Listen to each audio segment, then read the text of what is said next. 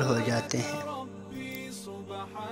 اتوار کے دن یا حیو یا قیوم 1000 بار پڑھنے سے روزی غیب سے پہنچے۔ سوموار کے دن یا حیو یا قیوم 1000 بار پڑھنے سے روزی بڑھے۔ منگل کے دن صلی اللہ علی النبی وعلیہ وسلم 1000 بار پڑھنے سے ہر بلا ٹل جائے۔ بدھ کے دن استغفر اللہ 1000 بار پڑھنے سے قبر کے عذاب سے محفوظ رہے گا۔ جمعرات کے دن لا الہ الا اللہ المالک الحق المبین